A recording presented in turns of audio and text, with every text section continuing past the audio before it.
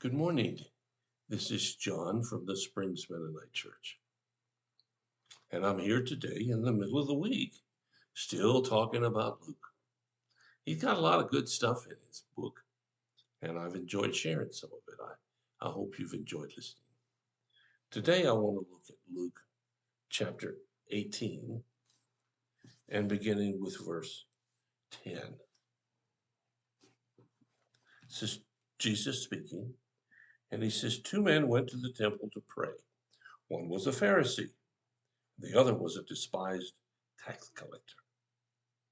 The Pharisee stood by himself and prayed this prayer: I thank you, God, that I am not like other people, cheaters, sinners, adulterers. I'm certainly not like that tax collector.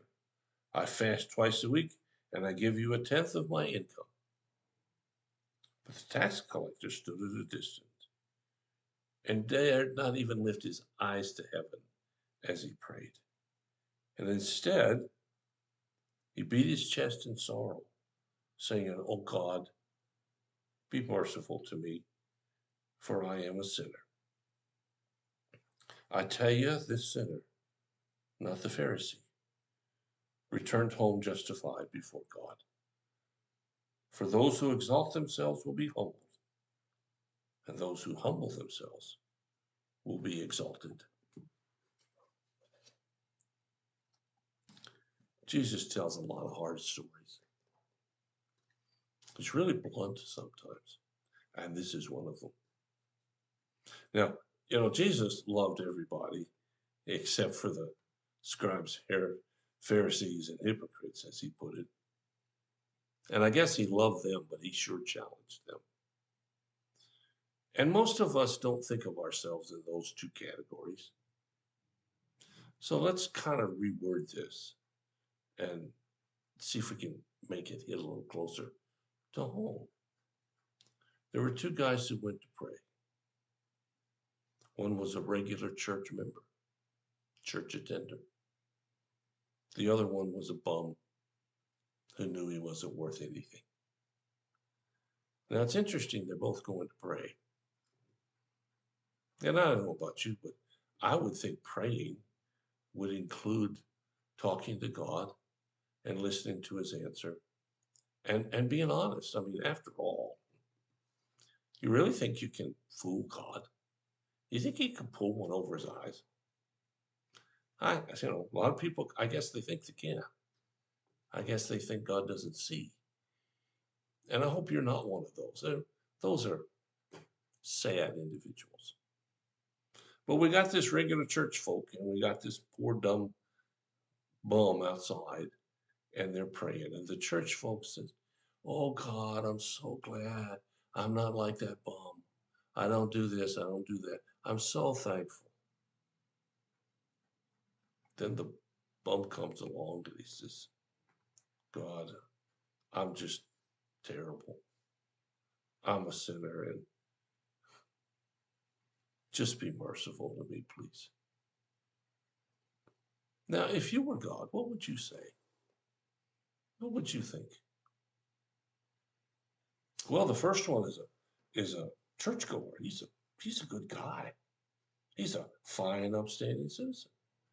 And I'm not suggesting that that isn't a good thing. And the bum is a bum. He hasn't accomplished much at all. He's just sort of an afterthought in society.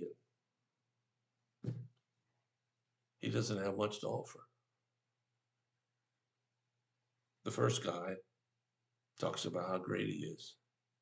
Second guy talks about how awful he is. And maybe somewhere between those two, you and I would be. And if we think we're a bum and we offer nothing to God, well, I think we think wrongly. And if we have a lot and we think that impresses God, well, I think we think wrongly again. And I've met both kinds of people and lots in between. And I suspect many of you listening to me are somewhere in this continuum.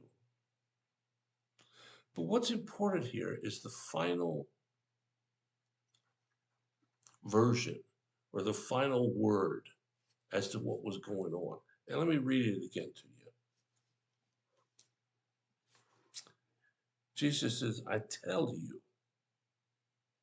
this sinner, not the Pharisee, returned home justified before God. Why?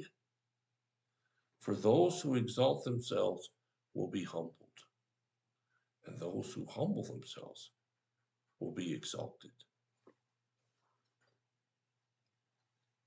What does that mean?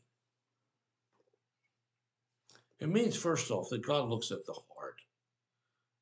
Who are you? God knows who you are, more than you know who you are. And he looks at the heart, and he looks for someone who's being honest and just laying it out on the line. God, I've messed up. And then the other guy is just, he's special, and he knows he's special. And thank goodness I'm not like them. You know, the prayer of the alcoholic, thank God, or there, except for the grace of God, there I also go. God is looking for people who understand that whatever importance they have doesn't make them better than anyone else, doesn't make them special in that they deserve special treatment. I used to say when I was teaching, I have a PhD in sociology, as some of you well know. I tried really hard not to get called Dr. So-and-so. And the reason for that is I would say, being a professor is what I do, but it's not who I am. Having a doctorate is what I do. It's not the person that I am. Now, I didn't embody that all the time, I suppose. I tried to, but like this poor sinner here, I'm a sinner and I make mistakes. But I want you to take a good look at your life. If in any way, shape, or form you think you're better than the bum down the street, you need to think again. You need to realize that it's God who makes you special, not you making you special. And even a false sense of humility. Well, I never talk that way. I'd rather have someone who just is uncouth in their language, but is willing to try to be better than the other. And the reason I'm willing for that is because God is willing. So there's no knock on being humble here. There's no knock on not being the top of the heap socially or economically or whatnot. It is a knock on how do we perceive ourselves? And only you can answer that one. I can't answer it for you. But if you think you're just a bum, okay, you're still can be welcomed into the kingdom. If you think you're really special and deserving treatment, better treatment, you're entitled to things, well, you can still be welcomed into the kingdom, but you got to change that notion. And most of those folks don't want to. So I'm inviting you today to take a good look at your life. Who are you? Are you like the Pharisee, or are you like the sinner? You answer that. I can't do it for you. But thanks for listening. And if you have a need or a concern, let us know.